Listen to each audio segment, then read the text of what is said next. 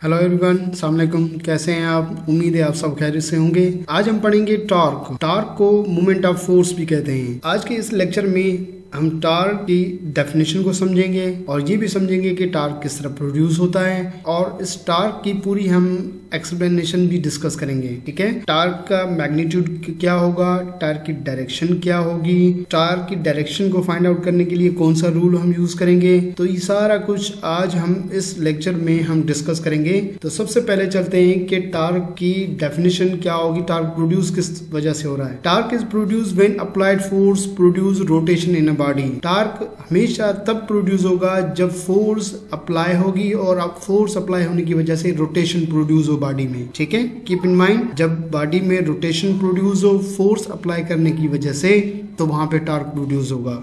ठीक है, जैसे कि ये सीसा है, ठीक, इसको सीसा कहते हैं। अब इसमें किस तरह से टॉर्क प्रोड्यूस हो रहा है, देखें। जब ये डाउनवर्ड डायरेक्शन में ये गर्ल नीचे आएगी, ठीक है, तो डाउनवर्ड डायरेक्शन में फोर्स लगेगी, तो ये इस तरफ जो है रोटेशन आएगी। जब ये बॉय डाउनवर्ड डायरेक्शन में फोर्स अप्लाई करेगा तो इसमें यूं टर्निंग आएगी। ठीक है, गर्ल्स की फोर्स अप्लाई करने की वजह से यूं टर्निंग आएगी, तो दोनों तरफ जो है जब डाउनवर्ड फोर्स अप्लाई होगी तो दोनों तरफ जो है वो टर्निंग प्रोड्यूस होगी। जब टर्निंग प्रोड्यूस हो रही है इसका मतलब रोटेशन यहाँ पर है, तो फोर्स अप्लाई करने की वजह से जब यहाँ पे रोटेशन पैदा हो रही है तो हम कह रहे हैं कि यहाँ पे क्या प्रोड्यूस हो रहा है, टॉर्क प्रोड्यूस हो रहा है। हम दूसरा एग्जांपल लेते हैं, ये डोर है। जब डोर को आप अपनी तरफ फोर्स अप्लाई करोगे तो इस दरवाजे में भी जो है टर्निंग आएगी, और टर्निंग जो आएगी जो उसका एक्सेस ऑफ रोटेशन जो है वो ये एक्सेस ऑफ रोटेशन होगा। इस जगह से ये दरवाजा क्या करेगा, टर्न करेगा। तो डोर में रोटेशन प्रोड्यूस हो रही है फोर्स अप्लाई करने की वजह से, तो इसका मतलब ये है कि आपके दरवाजे खोलने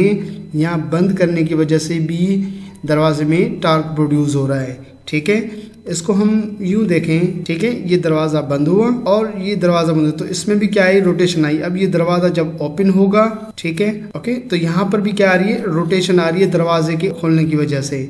अब ये हमारे पास एक रेंच है। ठीक है, ये रेंच क्या कर रहा है, इस नट को ओपन कर रहा है, इस बोल्ट को क्या कर रहा है, ओपन कर रहा है। ठीक है, यहाँ हम कहते हैं कि टाइट कर रहा है। तो क्या हो रहा है कि इस जगह से, इस हैंडल की इस जगह से फोर्स अप्लाई हो रही है। तो इस जगह से जब फोर्स अप्लाई हो रही है इस रेंच की एक साइड से, ठीक, तो इसमें क्या आ रही है, रोटेशन आ रही है। आप देख सकते हैं कि इसमें क्या आ रही है, रोटेशन आ रही है।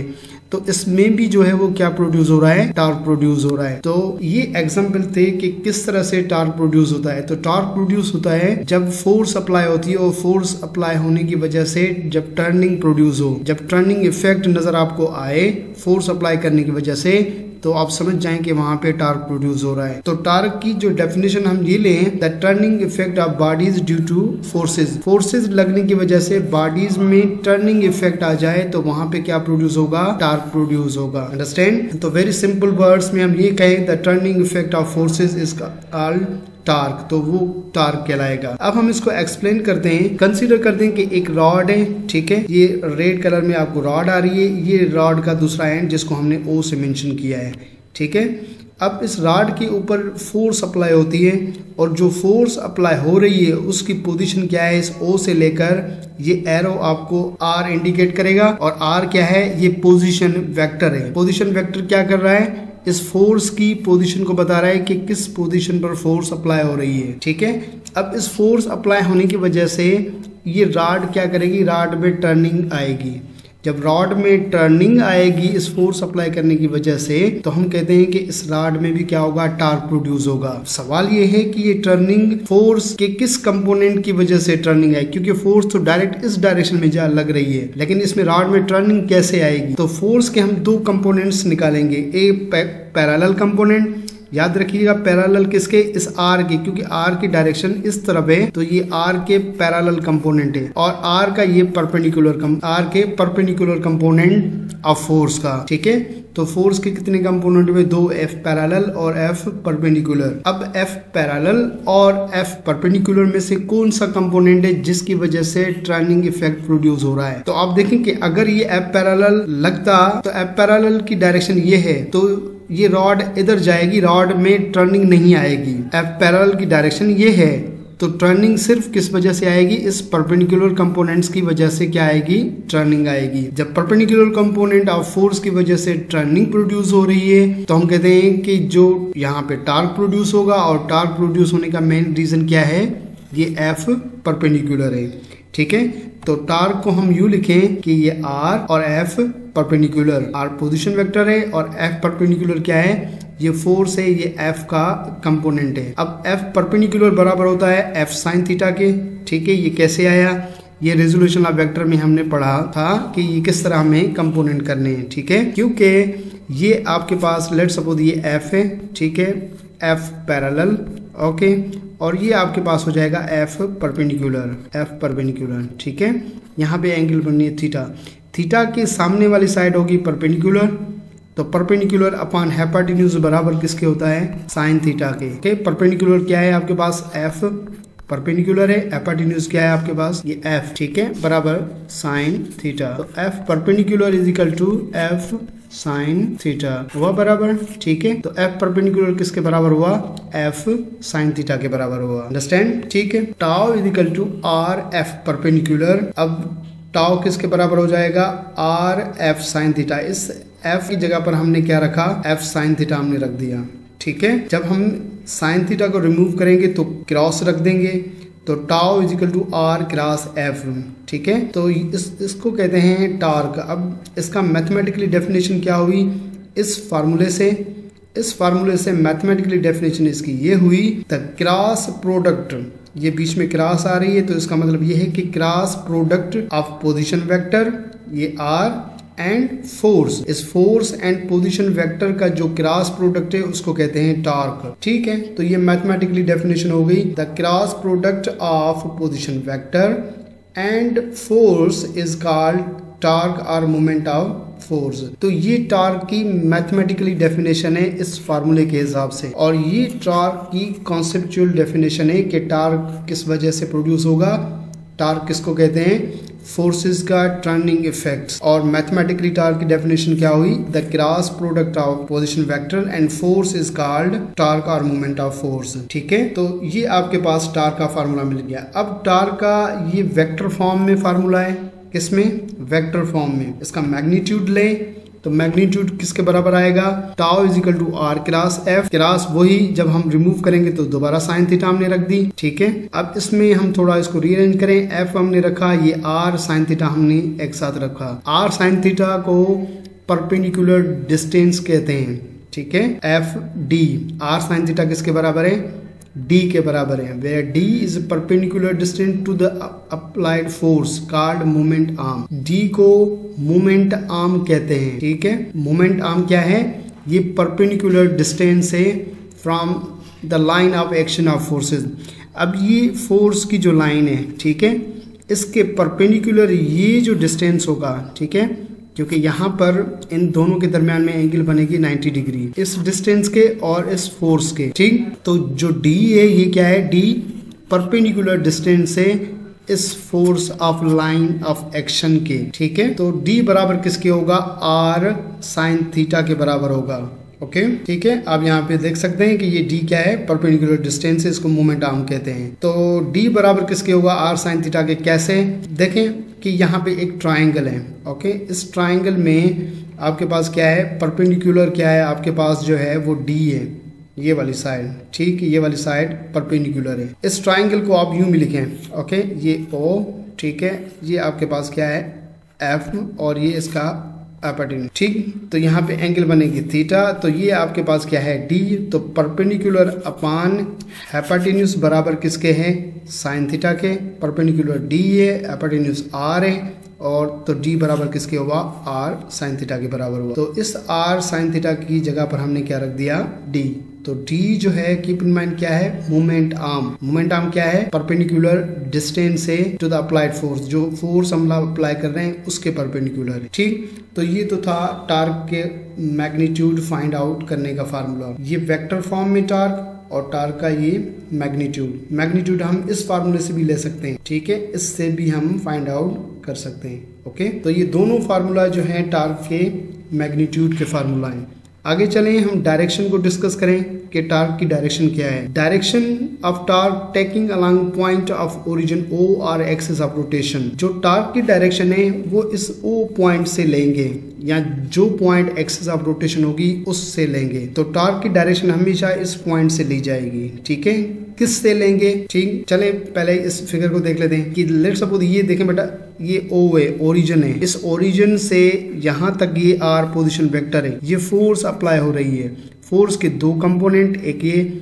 अब जब यहाँ पे फोर्स अप्लाई हो रही है तो इसमें यूं टर्निंग आएगी।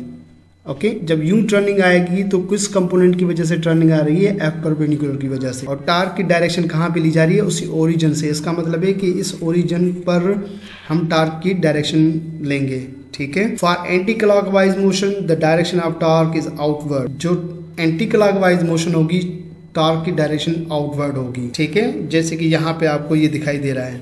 लेकिन सवाल ये है कि किस तरह से फाइंड आउट करेंगे? हम फाइंड आउट करेंगे राइट हैंड रूल से। राइट हैंड रूल, ठीक है, जिसमें थंब जो है वो डायरेक्शन बताएगा। अब ओरिजिन पॉइंट पर आप अपना हाथ रखिएगा राइट हैंड, और राइट हैंड की फिंगर आप उस तरफ कीजिएगा जिस तरफ रोटेशन हो।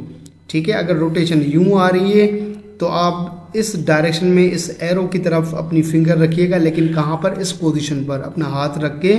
अब फिर आप अपना थंब चेक कीजिएगा कि थंब किस तरफ है। थंब आप जब इस तरह की रोटेशन है तो थंब आपका जो है राइट हैंड का वो बाहर की तरफ होगा। ठीक है, तो for anti clockwise motion the direction of torque is outward, और वो पॉजिटिव होगी। जब आपके पास क्लॉकवाइज मोशन हो, ठीक है, ठीक, जैसे कि यहाँ पे ये एंटी क्लॉकवाइज मोशन है क्योंकि ये फोर्स इस डायरेक्शन में लग रही है।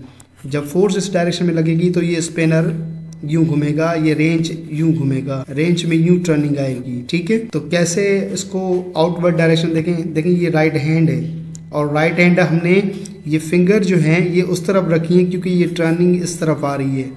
तो आपकी फिंगर जो है वो भी इसी तरफ होनी चाहिए। तो थंब चेक करें, थंब किस तरफ होगा? ये थंब हमेशा बाहर की तरफ होगा। ओके, तो थंब जो है for anti clockwise motion right hand का वो हमेशा बाहर होगा। तो एंटी क्लॉकवाइज मोशन में टार्क की डायरेक्शन आउटवर्ड होगी। ठीक, और ये पॉजिटिव कंसीडर की जाएगी। और अगर मोशन क्लॉकवाइज हो तो क्लॉकवाइज में अब आप देखेंगे लेट्स सपोज ये थंब फॉर एग्जाम्पल आप फोर्स इस स्पिनर पर इस तरफ लगा रहे हैं तो ये यूं मूव करेगा।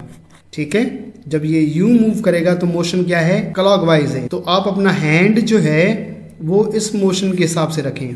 ठीक है, राइट हैंड, ये जो एरो आप देख रहे हैं आपका राइट हैंड, आप इस एरो की तरफ अपनी फिंगर जो है वो एरो की तरफ करें। तो ये जो थंब जो है ये देखेंगे ये थंब आपका अंदर की तरफ होगा। तो फॉर क्लॉकवाइज मोशन टार्क की डायरेक्शन इनवर्ड होगी या इनटू द पेपर होगी, और ये नेगेटिव होगा। ठीक है, तो राइट हैंड रूल जो है हम यूज करेंगे टार्क की डायरेक्शन को फाइंड आउट करने के लिए, और टार्क की डायरेक्शन ओरिजिन पर ली जाएगी। अब टार्क का हम यूनिट चेक करेंगे कि यूनिट क्या है टार्क का। एसआई यूनिट जो टार्क का है वो न्यूटन मीटर है। ठीक है, न्यूटन मीटर कैसे आया? क्योंकि फोर्स का यूनिट न्यूटन, और ये डी जो है परपेंडिकुलर डिस्टेंस है तो डिस्टेंस का यूनिट मीटर। तो न्यूटन मीटर टार्क का एसआई यूनिट है। सीजीएस यूनिट डाइन सेंटीमीटर है क्योंकि फोर्स का यूनिट सीजीएस वो डाइन है। ठीक, और डिस्टेंस का यूनिट क्या है? सेंटीमीटर है। इसी तरह टार्क का जो डायमेंशन होगा वो ml² T⁻⁻² होगा। वो भी आप इसी फार्मूले से आप निकाल लें कि फोर्स किसके बराबर है? ma के। ठीक है, फोर्स किसके बराबर है? ma के, न्यूटन लॉ के मुताबिक। अब इस फार्मूले से फोर्स बराबर है ma के, और ये आपके पास d है। ठीक है, m मास है तो मास का डायमेंशन कैपिटल M। एक्सेलरेशन का यूनिट क्या है? मीटर पर सेकंड स्क्वायर है। तो मीटर जो है लेंथ डायमेंशन पर सेकंड स्क्वायर, सेकंड टाइम का यूनिट है स्क्वायर, और d डिस्टेंस है तो डिस्टेंस का यूनिट मीटर है तो मीटर का डायमेंशन L से ज़रब होगा L²। तो ये m ये हुआ L², और T⁻² है प्लस का। जब ये t ऊपर आएगा, डिवाइड से ऊपर आएगा तो t का पावर -2 हो जाएगा। तो ये डायमेंशन हो गया प्रूव। ठीक है, तो ये है ये जो था हमारा आज का लेक्चर था जिसमें हमने टार्क को डिस्कस किया। सबसे पहले हमने ये देखा कि टार्क कब प्रोड्यूस होगा? जब फोर्स अप्लाई हो और रोटेशन हो उसकी वजह से। तो हमने यूं कहा कि भाई जो टर्निंग इफेक्ट होता है फोर्सेस का, कि फोर्सेस लगने से टर्निंग इफेक्ट आए तो वो टार्क कहलाएगा। फिर हमने टार्क का फार्मूला देखा, तो टार्क का फार्मूला वेक्टर फॉर्म में हमारे पास R × F के बराबर मिला हमें। मैग्नीट्यूड हमारे पास क्या है, आर एफ साइन थीटा, यहाँ टाउ बराबर किसके है, एफ डी के। तो फिर हमने डायरेक्शन चेक की, तो डायरेक्शन किससे फाइंड आउट करते हैं, राइट हैंड रूल से। राइट हैंड रूल में टार्क की डायरेक्शन कौन बताएगा, टार्क की डायरेक्शन थंब बताएगा, ठीक है, थंब बताएगा। और हमारी फिंगर जो है वो हमेशा जिस तरफ टर्निंग होगी उसी तरफ रखनी है। तो एंटी क्लॉकवाइज मोशन के लिए टार्क की डायरेक्शन बाहर की तरफ और टार्क पॉजिटिव होगा, वो क्लॉकवाइज मोशन में टार्क की डायरेक्शन अंदर की तरफ होगी, तो ये टार्क नेगेटिव होगा। और ये जो हमने देखा कि यूनिट क्या है, न्यूटन मीटर, और सीजीएस यूनिट डाइन सेंटीमीटर, और ये है इसका डायमेंशन। तो आई होप ये सारी चीज़ें आपको क्लियर हो गई होंगी। अपना बहुत सारा ख्याल रखिएगा। अगर कोई चीज़ समझ में नहीं आई तो वो आप कमेंट बॉक्स में पूछ सकते हैं। Thank you very much. हमारे यूट्यूब चैनल को सब्सक्राइब भी करें, लाइक भी करें और अपने दोस्तों के साथ शेयर भी करें। अल्लाह हाफिज़। Thank you.